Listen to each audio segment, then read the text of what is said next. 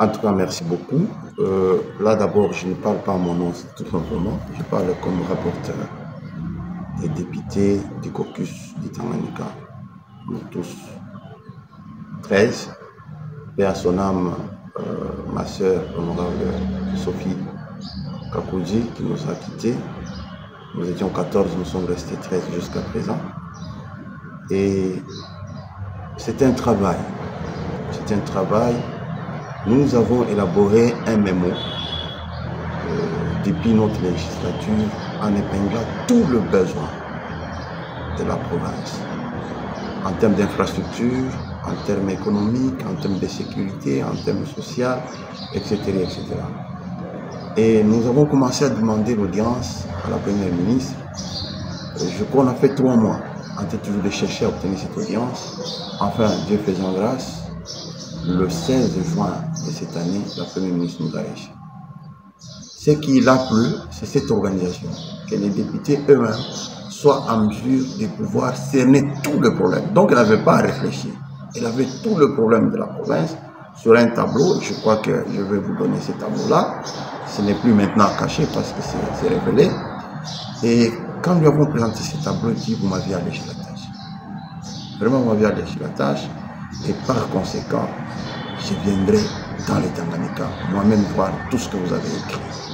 Et elle a promis être là le 15 septembre, selon ses dires. Et lorsque nous sommes arrivés, je crois, le 3 septembre, elle nous appelle pour dire, nous allons au Tanganyika, mais ça ne sera pas le 15, parce que le 15 c'est un lundi, j'ai encore des réunions, mettons le mercredi, le 17.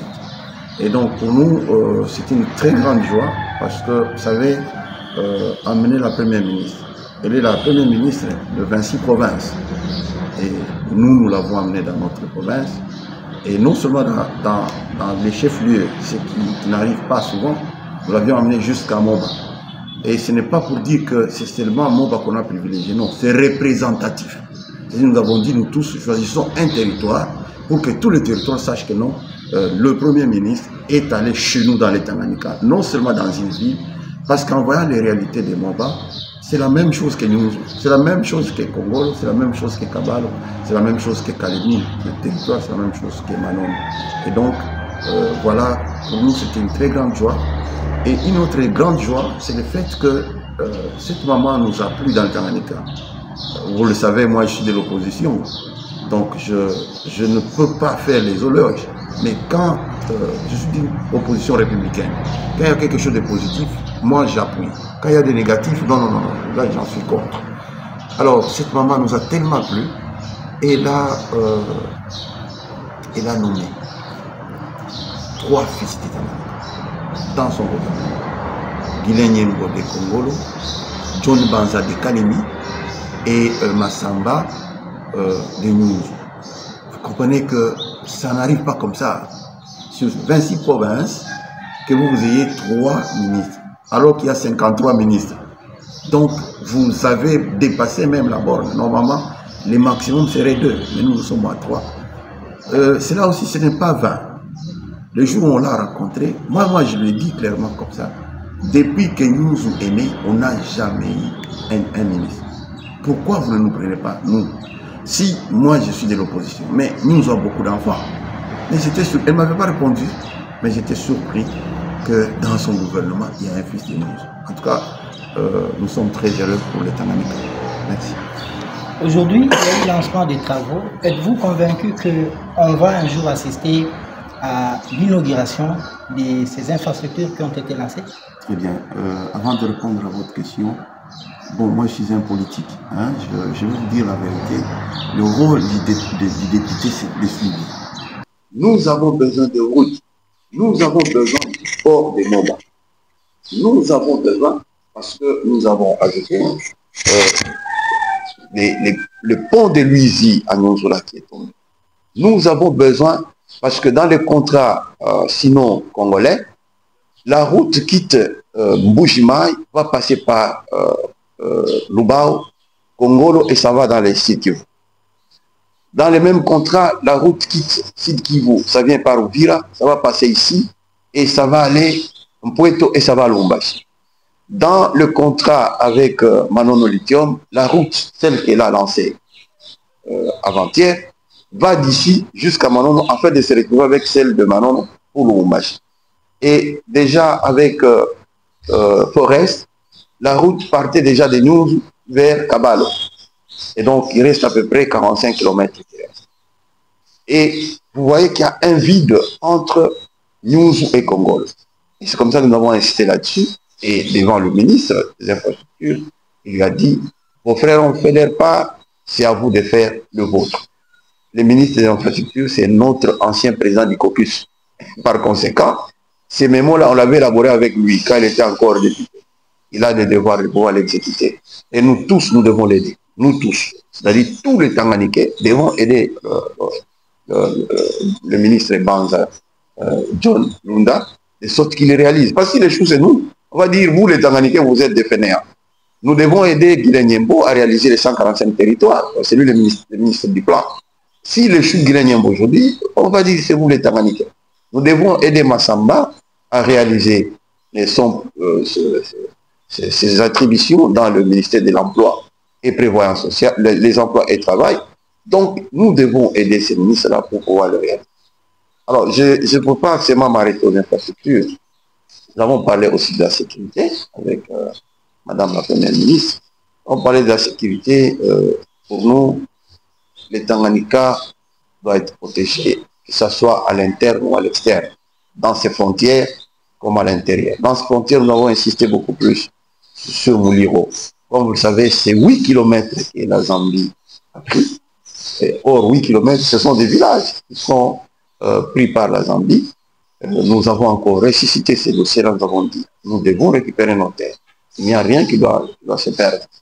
Et Madame la Première ministre nous a beaucoup compris et nous lui avons dit, pour bien nous protéger, mettez les bateaux marins sur les Tanganyika. Parce que nous, quand on était enfants ici, les gens ne s'amusaient pas du Congo, il y avait des bateaux qui tournaient nuit et jour, ce qui fait que nous étions bien sécurisés. Là, elle a compris. Nous avons aussi demandé par rapport aux inondations ici, qu'on construise une digue déjà qu'on a construit au bord de la rivière Kalemi là-bas, de Kamokolobondo jusqu'à l'aéroport. Et là, elle est d'accord avec nous. Surtout, nous avons insisté qu'il faut le dragage. Et ça, je vous dis, nous avons déjà obtenu notre dragage. Notre drague.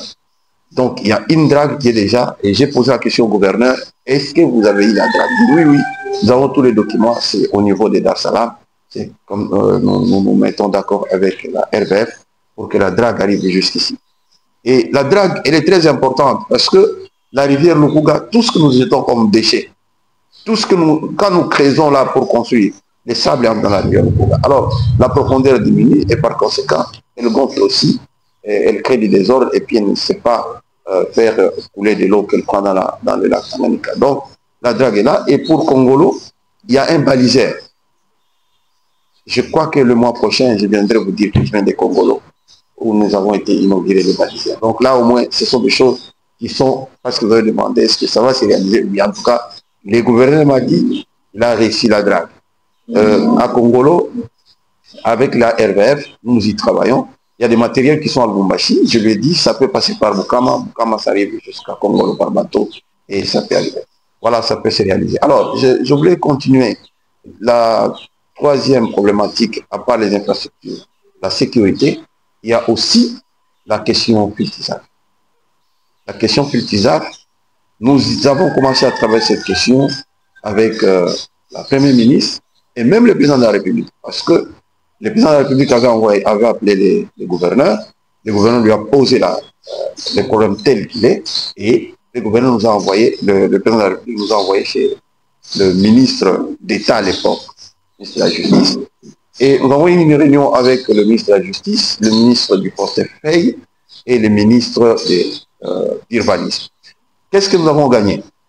D'abord, la cultisable, personne ne savait pas quel est le statut de la cultisable. Est-ce que c'est une société mixte, une société de l'État ou une société privée? C'était ça le problème. Mais en cherchant les documents, nous avons compris que c'était une société mixte. Or, étant une société mixte, ça voudrait dire que l'État a des actions dedans Par conséquent, ce n'est pas le ministère de l'urbanisme qui doit gérer les dossiers, c'est plutôt le ministère du portefeuille. Pourquoi? Parce que c'est le ministère du portefeuille qui gère les actions ou les actifs de l'État. Et puisque le ministère gère les actifs de l'État, ce même ministère, en cas où il y a des problèmes, c'est ce ministère qui est habilité à pouvoir liquider la société. Ça voudrait dire faire l'inventaire, dans les mots simples, faire l'inventaire pour voir qu'est-ce que la société a, ce qu'en comptabilité on appelle l'actif, et qu'est-ce que la comptabilité et la société doit, ce qu'on appelle les passifs. Et par ce que la société doit, il y a le travailleur. Il y a le travailleur. Il faut désintéresser les travailleurs. Et nous avons été tous unanimes que le ministère du portefeuille doit travailler ces dossiers-là pour d'abord inventorier et puis désintéresser le travailleur filtrisable. Et malheureusement, je peux dire malheureusement, parce que, bon, il y a eu changement du gouvernement, le ministre du portefeuille qui était significativement avancé, on l'a envoyé à l'aménagement du territoire. Donc nous sommes obligés de reprendre encore avec l'actuel ministre du portefeuille. Voilà un peu comment les dossiers s'est arrêté. Nous avons parlé aussi de l'environnement. Il faut qu'on dise tout ce qu'on a dit avec le Premier ministre. Nous avons parlé aussi de l'environnement parce que vous le savez, il y a des pachydermes, ce qu'on appelle les éléphants, qui dérangent énormément les gens à Manono, particulièrement le secteur de Kamalondo, en Koro, et aussi une partie des Kabbales. Nous lui avons parlé, nous avons dit qu'on ne peut pas privilégier les animaux à la place des humains. Parce que quand les villageois tuent un éléphant, ils sont tous arrêtés. Alors quand l'éléphant tue, bon, c'est un silence. Alors nous avons demandé à ce que le ministère de l'Environnement s'arrange de sorte que tous ces animaux qui quittent les parcs Upemba puissent rentrer, ou au besoin, s'ils sont des trop, on les tue, comme ça on diminue pour ne pas pénaliser la population. Il a dit, avec l'ICCN, le ministère de l'Environnement, ils vont travailler là-dessus. Voilà un peu le non, mais je voulais qu'on revienne un peu sur la question sécuritaire. Il y a une migration de population en venant spécialement des zones occupées par le M23 RC. Qu'en est-il de leur sort aujourd'hui? Qu'est-ce que vous aviez suggéré? Bon, déjà, nous les députés, nous nous sommes battus là-dessus. Il y a, je crois, 3 mois, nous étions ici avec Ino Gelem. Parce que nous avons tellement demandé au gouvernement, le ministère des Affaires sociales est venu ici avec, je peux appeler, sous forme de fantaisie, pour dire on vient aider la population et puis ils sont partis. Bon, nous avons nous-mêmes contacté cette ONG, nous avons quand même fait quelque chose à ces gens, nos frères qui sont déplacés. Mais c'est là le problème. Nous nous disons, si l'insécurité atteint les Tanganyika, ça voudrait dire que nos frères vont aussi être dans d'autres provinces. Et ça serait une souffrance. Et donc, il faut absolument réfléchir en amont, anticiper les problèmes. Et là, je vous dis, moi je prends ma casquette de l'opposition. Nous insistons, la bonne manière de trouver la solution, c'est les négociations. Il faut négocier. Parce que, bon, il paraît que le gouvernement n'est plus en mesure de pouvoir récupérer les terres prises par les M23. Et par conséquent, il faut négocier. Il faut négocier. Et à l'interne, le gouvernement n'est pas en mesure de mettre la cohérence, la cohésion sociale, la cohésion nationale. Le gouvernement n'est plus en mesure. Regardez comment le peuple s'entretue à l'interne. Et donc, regardez comment on a l'insécurité partout. Les gens peuvent croire que c'est bas l'Est. Allez à l'Ouest, là-bas, il y a les Mombondo qui dérangent la province de Maïndombe, la province de Kwango et même la ville-province de Kinshasa. Donc, il y a les Mororo qui sont au nord, en provenance du Sud-Soudan. Et donc, il y a les Enyere qui sont à l'ouest. Donc, tout ça, nous avons dit au gouvernement, attendez, même la Bible dit, quand vous trouvez que votre adversaire est fort, il faut lui demander la paix. Et donc, voilà ce que nous nous proposons. Parce qu'on ne veut pas résoudre seulement en termes de déplacer, il faut résoudre d'abord en termes de remettre la paix, remettre la sécurité, et remettre la cohésion nationale. Monsieur le professeur, est-ce que le territoire de Nyungu, votre circonscription électorale a gagné des passages de la Première ministre? D'abord, vous savez que l'économie est un tout. À partir du moment où nous disons que les ports s'ouvrent, normalement, tous les Tanganyika vont bénéficier. Les prix vont baisser. Les commerçants de Nyunzu vont quitter à Nyunzu, aller à l'étranger comme à l'intérieur dans d'autres provinces, et ils vont acheter les marchandises, ils vont amener à Nyunzu, les prix vont baisser. Ça, c'est déjà un fait. De deux, en termes de sécurité, nous sommes le territoire le plus fragile. Quand je me bats, me promener partout, par-ci, par-là, c'est pour ramener la paix. Et donc, en termes de sécurité, parce que les choses sécurité, on ne peut pas les dire à haute voix, mais au moins, il y a des mesures que la Première ministre nous a dit qu'elle doit prendre. Et particulièrement pour nous et Moba. Ce sont les deux territoires qui ont beaucoup plus de l'insécurité. En termes d'infrastructure, mais attendez, quand on construit une route qui va à Kabalo, mais ça doit passer absolument par nous. Quand on construit une route qui va à Manono, absolument ça passe par nous. Et aujourd'hui, quand j'insiste, c'est vrai que je le fais comme député du Tanganyika, j'insiste la liaison entre nous et Congolo. C'est parce que le site est déjà bénéficiaire. La route, je crois pour le moment, elle doit être à 70 ou 80 km de nous en province de Manono. Et ici, elle avance. Moi, quand je suis passé dans les moments, c'était à 102 km. Et donc, peut-être ça peut être...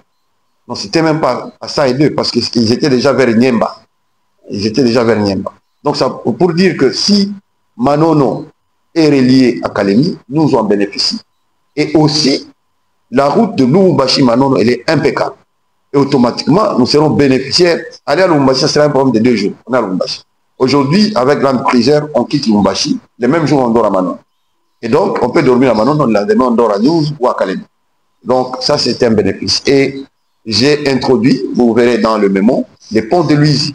Et j'ai envoyé les images au ministre Banza, qui, lui aussi, très actif, il a envoyé les images à la Première ministre et on lui a donné de faire de ces ponts de Louisie une priorité.